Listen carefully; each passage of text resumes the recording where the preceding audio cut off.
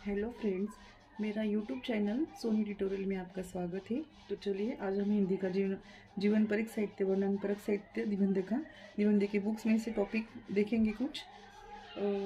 ये SY BA का books है। इससे आपको परीक्षा में मदद होगी।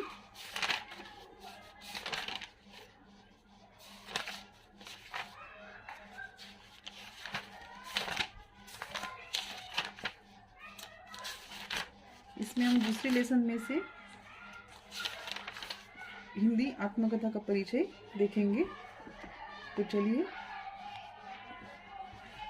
हम टॉपिक के लिए शुरुआत करते हैं। उससे पहले अगर आप मेरे चैनल पे नए होंगे तो चैनल को सब्सक्राइब ज़रूर करना और वीडियो अगर पसंद आए तो उसे लाइक ज़रूर करना और शेयर कमेंट भी करना। तो चलिए हम इसे शुरुआत करते हैं। हिंदी आत्मकथा का परिचय। सन 1631 में हिंदी के कवि श्री बनारसीदास जैन ने अर्धकथा शीर्षक से अपनी आत्मकथा पद्य में लिखी थी। यह हिंदी की पहली आत्मकथा मानी जाती है। 55 वर्ष की आयु में आपने यह आत्मकथा लिखी थी। यह एक साधारण व्यापारी थे। अत्यंत सहज सरल शैली में लिखी गई यह एक पारदर्शी आत्मकथा है। सन 1879 में आर्य समाज के संस्थापक महर्षि दयानंद सरस्वती ने 2400 पृष्ठों में अपनी आत्मकथा प्रस्तुत की थी। इसके उपरांत 1900 से 1920 के बीच हिंदी में अनेक आत्मकथाएं प्रकाशित हुई है। इनमें से अधिकांश आत्मकथाओं के लेखक आर्य समाजी है। इन आत्मकथाओं में उपदेश की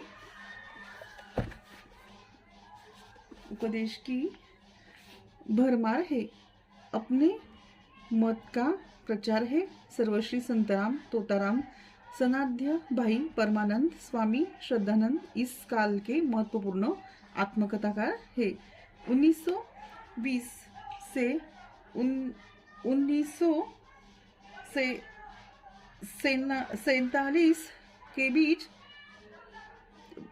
पूज्य लज्जाराम मेहता, आप बीती श्री भवानीलाल सन्यासी प्रवासी के आत्मकथा, श्री गुलाब राय मेरी असफलताएं, श्याम सुंदर दास मेरी आत्मकहानी, डॉक्टर राजेंद्र प्रसाद आत्मकथा आदि कई आत्मकथाएं प्रकाशित हुई है। ये आत्मकथाएं विषय तथा जानकारी की दृष्टि से अत्यंत महत्वपूर्ण है। इनमें यथार्थ तथा तत्कालीन इतिहास, भूगोल, राजनीति, समाजनीति आदि का विस्तृत चरण किया गया है। लेखन में निष्पक्षता तथा तटस्थता है, परंतु इनकी लेखन शैली नीरस है। 1947 में के बाद आत्मकथा लेखन में गति आती है। सर्वश्री राहुल सांकृत्यायन मेरी जीवन यात्रा, मनंथनाथ गुप्त क्रांतिकारी की आत्मकथा, शांतिप्रिय द्विवेदी, पारिराजक की प्रजा, यशपाल सिंहावलोकन खंड 1, 2, 3, सेठ गोविंददास आत्मनिरीक्षण आदि इस काल की उल्लेखनीय आत्मकथाएं है। 1929 में हिंदी के प्रसिद्ध कवि श्री 1969 में हिंदी के प्रसिद्ध कवि श्री हरिवंश राय बच्चन क्या भूलूं क्या याद करूं शीर्षक से अपनी आत्मकथा का पहला खंड लेकर प्रस्तुत होते हैं। नीड़ का निर्माण, फिर बसरे से दूर, दश द्वार से सोपान तक उनकी आत्मकथा के अन्य खंड है। यही से यदि हिंदी आत्मकथा पाठकों में लोकप्रिय होने लगती है। इसके बाद अनेक लेखकों ने आत्मकथा लिखना शुरू किया।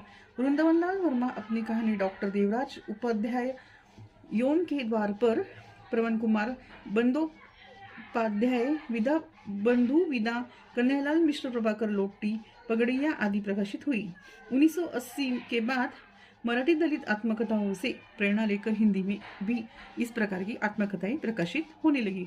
श्री ओम प्रकाश वाल्मीकि जुठन, प्रसिद्ध हिंदी कहानीकार तथा उपन्यासकार कृष्णा अग्निहोत्री की आत्मकथा भी लगता नहीं है दिल मेरा प्रकाशित हुई है। हिंदी में आत्मकथा लेखन अभी प्रारंभिक स्तर पर ही है। यहाँ हमारा टॉपिक खत्म होता है। अब हम अगले वीडियो में मिलते हैं।